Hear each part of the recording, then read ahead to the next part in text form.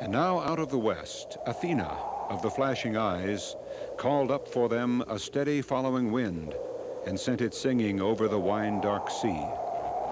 Struck full by the wind, the sails swelled out, and in bowls filled to the brim with wine, they drank to the immortal gods, and above all to the daughter of Zeus, the lady of the gleaming eyes.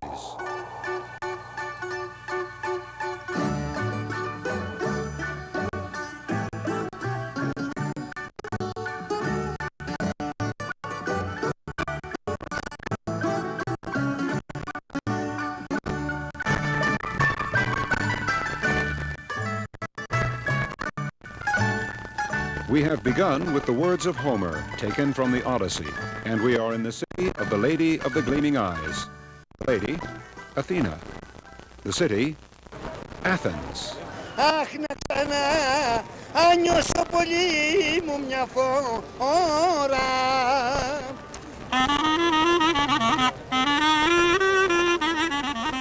Welcome to the Plaka, just beneath the Acropolis, a 3,000-year-old neighborhood of narrow streets, shops, sidewalk vendors, cafes, tavernas, and travelers from around the world.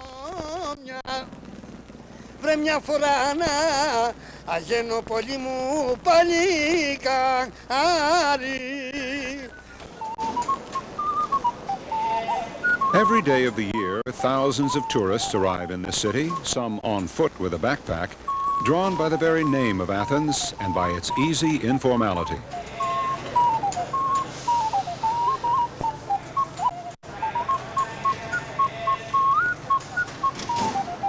Here the sun shines about 300 days a year.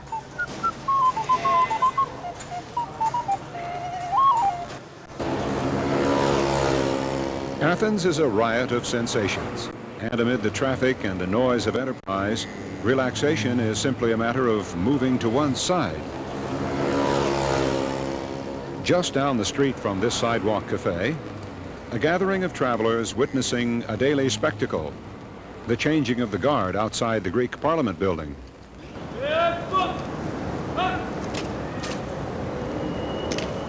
These are called the Evzones, an elite corps of soldiers in native uniform. Those kilts with their 400 pleats each can take up to 25 yards of cotton.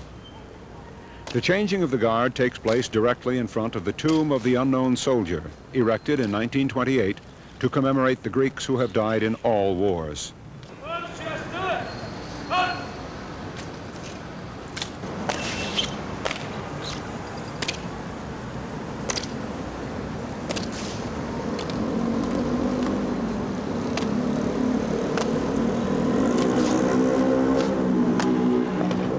Athens today is the proud daughter of that same city which 2,500 years ago gave birth to Western civilization. These Greek high school students are paying a visit to the modern academy in the bustling heart of the city beneath the Acropolis. The approach to the neoclassical building is graced with figures known to virtually any student of any age, anywhere. Socrates, the premier philosopher, who drank the poison hemlock rather than renounce his friends and his ideals. Socrates' star pupil, Plato, who believed that human society could be rebuilt according to the same rational, orderly laws that ruled the universe. Towering above Plato, as if to remind him of his mortality and of the gods he merely tolerated, is Athena, goddess of wisdom, peace, the arts, and defender of the city which bears her name. And perhaps the most revered of all the Olympian gods, one whose influence filled the entire Mediterranean world, Apollo, god of music, poetry, and medicine. These are not idols or dead weight of stone. Looking at them, the visitor to Athens realizes what is still owed to the artists and warriors, philosophers and politicians who defined a new set of values out of a blur of history, who invented society's human scale, elevated the individual, passed it all on to Rome, Florence, Paris, and gave the Western world its own mind. We began our quest for the Greek spirit only moments ago, here, at the temple of another of the great Olympians, Poseidon, god of the sea. This masterpiece, about 50 miles from Athens, is perched on a wind-beaten cliff at the edge of the Saronic Gulf. It was here 25 centuries ago that Greek sailors and adventurers implored Poseidon for protection as they set out into the Aegean, like Odysseus, to explore and to civilize. So let's follow them now, saying farewell for a time to Athens, but we'll return, like Odysseus, with tales to tell of the Greek spirit in the modern world. Return to the city of the Lady of the Gleaming Eyes when the voyage is done.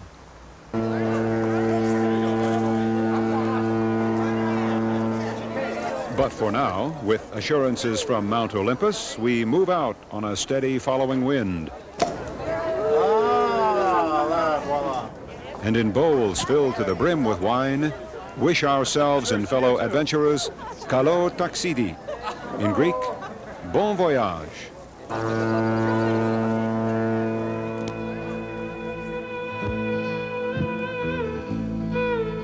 In the ancient world, the sun god Helios rode his chariot each day across the sky from eastern dawn to blazing western sunset. Helios fell in love and married an island, the island of Rhodes, and showered on his bride gifts of sunlight. And at the entrance to this harbor, the people raised a towering statue in his honor, the bronze Colossus of Rhodes, one of the 7 wonders of the world. In 225 BC, it was shattered by an earthquake. But here is the city of Rhodes today, and the picture hasn't changed much in almost 600 years. These walls, which in some places are almost 40 feet thick, were built by the Crusader Knights of St. John after they fled the Holy Land. For 2 centuries, the Crusaders stayed here until defeated by the Turks under Suleiman the Magnificent. Among the landmarks they left for the ages are these 3 windmills that ground the grain that was loaded aboard sailing ships bound for Egypt and Crete and Delos and Athens and even faraway Rome. Nowadays, behind the walls in the old knights' quarters, peace reigns, not only among tourists, but the Muslims, Jews, and Christians, all of whom are citizens of Rhodes.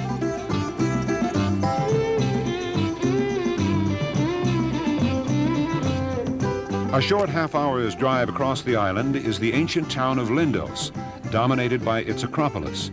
And below, facing the blue Aegean, is the ancient harbor, one of the most important trading centers of antiquity. Rhodes has seen many invasions over the centuries: Minoans, Greeks, Romans, Persians, Crusaders, Turks, Italians, and now, tourists, bearing cash, traveler's checks, and a toast to the good life. A donkey ride at Lindos, the alternative to a long uphill journey on foot. Here is progress. Rhodes is a lace-making center, and the people who make it don't bother to stay indoors. Why should they when the sun god is normally in charge of the weather? Travelers to Rhodes know about the lace makers know about the tourists. What could be more civilized? The beach at Lindos, where the jet set, the cruise set, and anyone who's willing can set aside certain inhibitions in the quest for a suntan. This is, after all, the island of Helios, and the body beautiful was always a Greek ideal. Here is the complete glory of an Aegean holiday.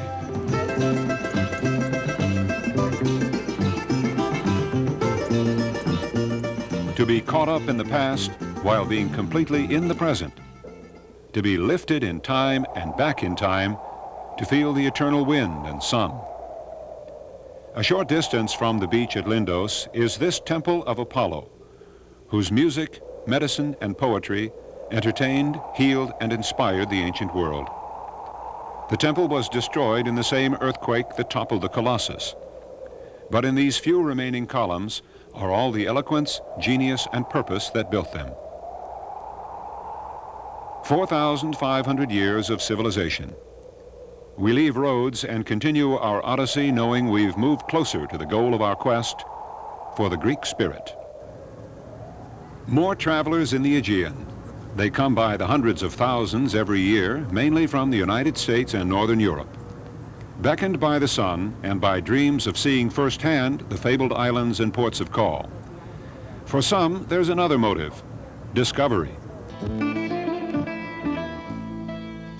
Finding a new island in the sun, somewhere off the beaten sea lanes where one may stake a sentimental claim and then try to keep it all a secret.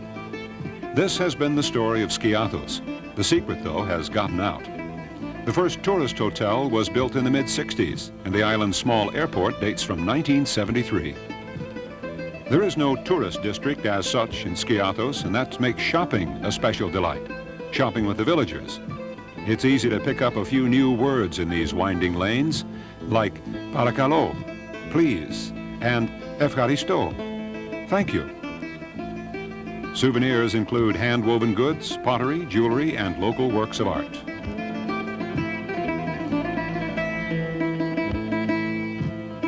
Skiathos is a small patch of green in the northern Sporades island group, just off the Greek mainland. It's only 23 square miles in size. 600,000 olive trees grow on the hillsides, olives that are harvested in early winter, pressed into thick virgin oil and exported. That's old business. Here's new business, coming ashore now on another motor launch from another cruise ship anchored a mile off. At the height of the holiday season, there are often twice as many tourists as residents on Skiathos. That's not saying much. There are only about 5,000 residents, with plenty of food, wine, and atmosphere to go around. Skiathos may be on its way to becoming another Santorini, but you'd hardly know it. Life in the main village goes on, unruffled by the 20th century.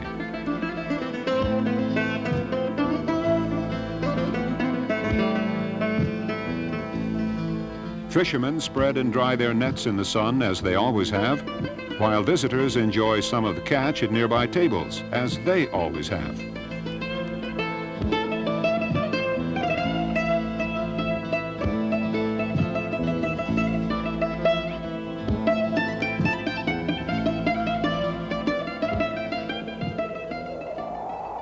A whistling wind blew up, and our ships made splendid running down the highways of the fish. That's Odysseus again, under full sail between destinations in these same waters. The words were penned 3,000 years ago. Looking out from the ship's rail today, a person gets a sense of time that's grandly different from hours and days. Time hereabouts is measured in millennia. And when some promontory rises up out of the sea and the ship draws in for a closer look, space, too, becomes as grand and big as life itself. We've landed at the island of Thera, a place that will always be linked to the legendary and lost civilization of Atlantis.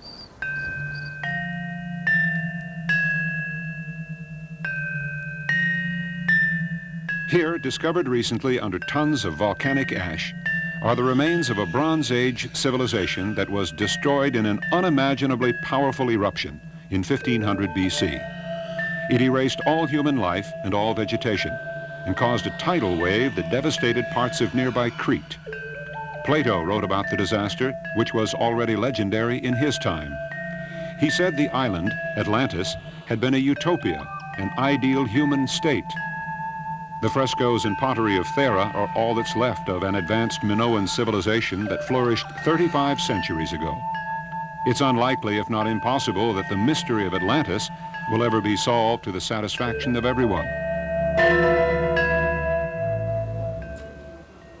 As for utopia, well, that's wherever you happen to be in the Aegean. In this case, Thera. And by the way, it has another name, taken from the patron saint of the island, Saint Irene. This is Santorini.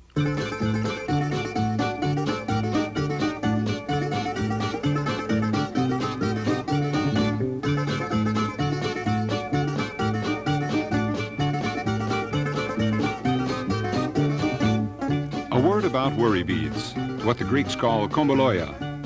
Almost all Greek men possess worry beads. Curiously, the women don't. The beads have no religious significance, nor do they necessarily involve worrying or any other particular mood. They're just komboloia.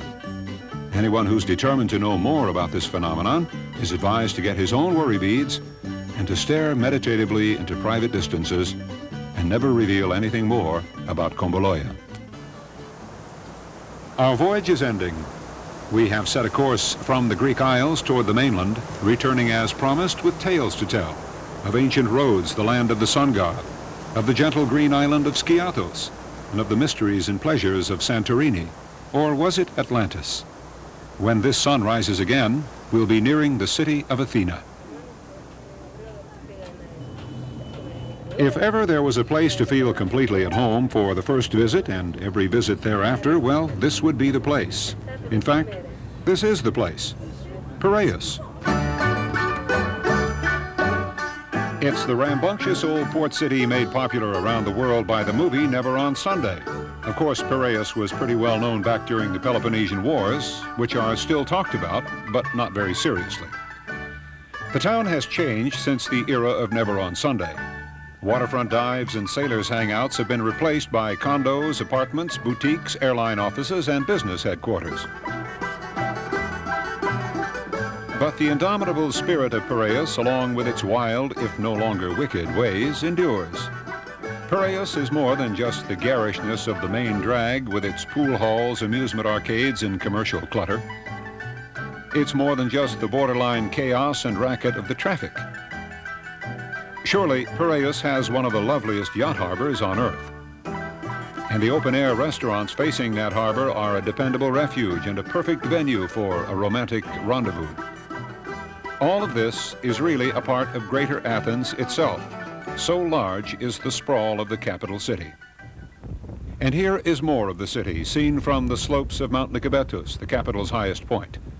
It's a bewildering maze of whitewashed Athenian geometry, the kind that would have driven Euclid mad. It's a study in wild population growth. In 1920, only 300,000 people lived here. Today, 3 million. The influx began when 1.5 million Greeks fled Asia Minor in 1922 after a lost war with Turkey. First-time visitors are amazed to learn that Athens is one of the newest big capitals of the world, actually younger than Washington, D.C. That's because modern Greece dates from 1834, when it won independence from Turkey, and when the population, believe it or not, was about 6,000. Nowadays, the population is matched almost exactly by the 3 million tourists who come here every year, leaving behind an estimated $1 billion in cash, 1/3 of Greece's total foreign exchange. Why do they come to Athens? The principal reason, just about everyone would enthusiastically admit, is here. The man responsible for this spectacle, the Athenian statesman Pericles, said, "Mighty indeed are the marks and monuments of our empire which we have left. Future ages will wonder at us, as the present age wonders at us now." Nearly 2,500 years after Pericles, the monuments are reduced practically to rubble, literally so on parts of the Acropolis. The architect and sculptor Phidias, who designed the Parthenon, would hardly recognize this shell. And yet how is it that a 25-century-old ruined building can continue to attract so many millions and even in this condition still convey such a powerful sense of balance, harmony, confidence, and order? The 46 columns of the Parthenon were crafted in such a way that they lean almost imperceptibly toward each other. And it's been calculated that if extended upward, they would all meet in the form of a pyramid 1 mile above the city. Elements of the Parthenon are deliberately imperfect. Certain lines that appear to be straight actually are not. It was designed for the human eye and mind, not for the straight edge. The Parthenon, Temple of Athena, goddess of wisdom, has been called the world's most perfect building. Across the Acropolis plateau along the northern edge is the Erechtheum, named after a mythological king of Athens, Erectus. There is a modern-day story to tell about these bigger-than-life-size maidens holding up the roof of the southern porch. They are copies of the original 5th century BC sculptures, which had to be taken down recently and stored in the Acropolis Museum. They were being eaten away by air pollution. Views from the Acropolis. The temple of Hephaestus, god of blacksmiths and potters. The best preserved of all the Greek temples, it also dates from the 5th century BC. Directly beneath the southern slope of the Acropolis, an amphitheater carved out of solid rock during Roman times under the rule of the Emperor Hadrian. It is still the scene of regular performances of plays by Sophocles, Aeschylus, and the other great Greek playwrights. Hadrian's Arch, raised in the 2nd century by the same Roman who spoke Greek, studied Greek culture, and lived in Athens. It was also he who commissioned the building of the huge temple of Olympian Zeus. Of the original 104 massive Corinthian columns, only 16 remain. This fallen one, with its individual drums inert and separated, presents an eloquent lesson in history.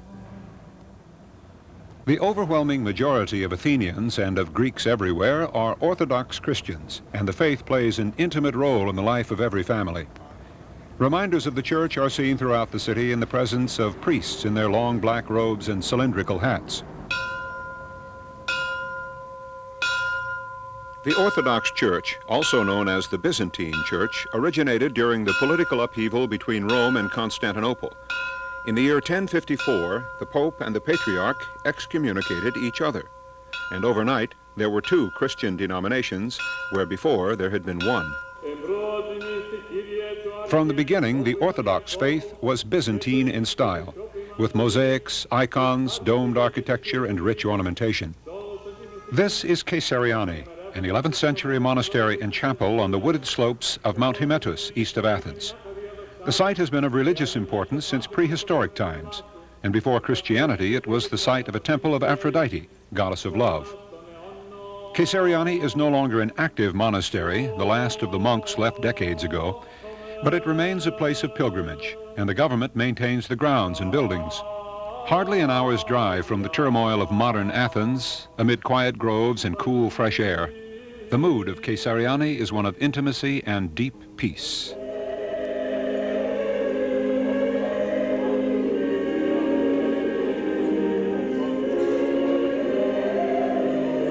The Orthodox Church has an estimated 60 to 90 million practicing followers all over the world, the majority outside Greece.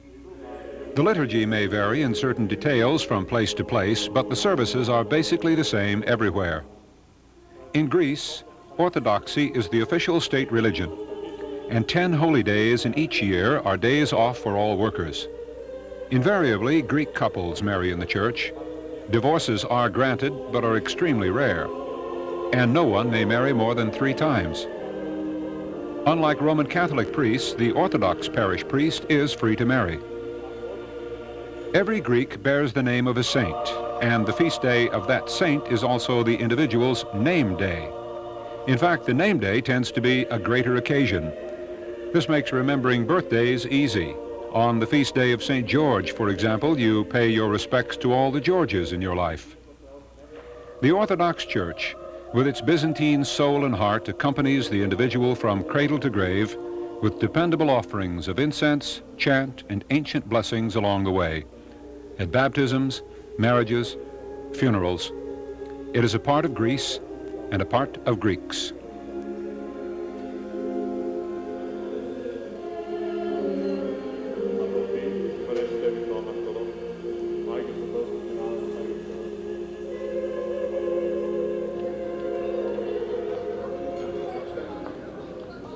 Long ago, before we set out on the voyage to Rhodes, Skiathos, and Santorini, we took a stroll through the streets of the Plaka.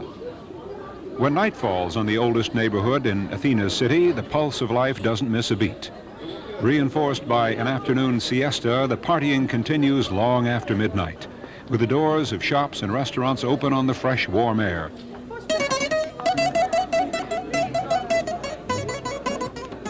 The nighttime Plaka, a condition of permanent celebration of nothing in particular and everything in general. Here, everybody is Athenian, including, and perhaps especially, those who arrived only this morning.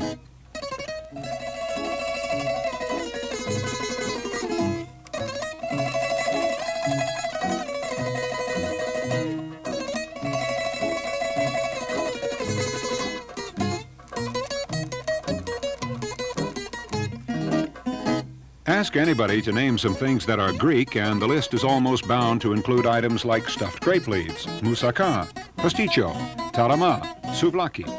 And some of these dishes are traceable beyond Greece to Turkey and elsewhere in the Middle East, but moussaka by any other name would taste as good.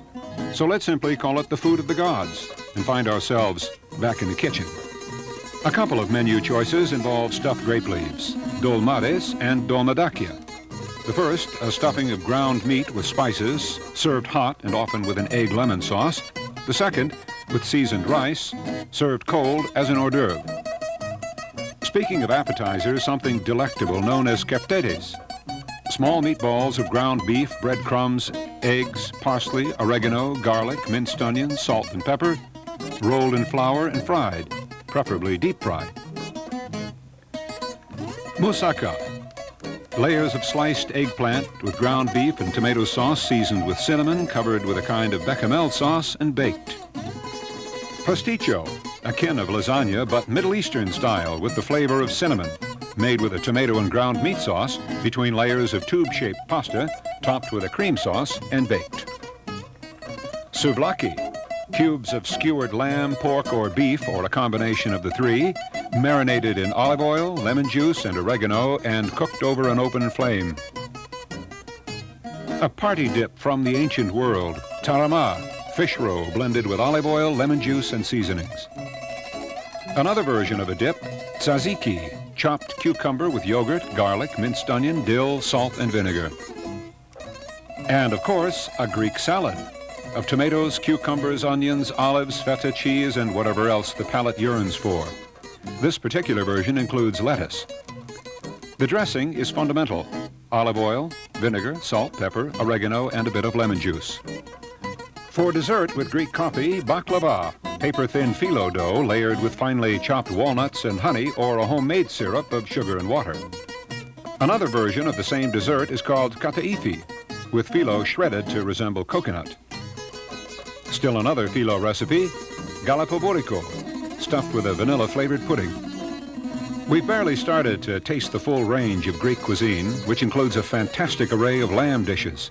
But the time has come to pour the retsina, stop talking, and start eating.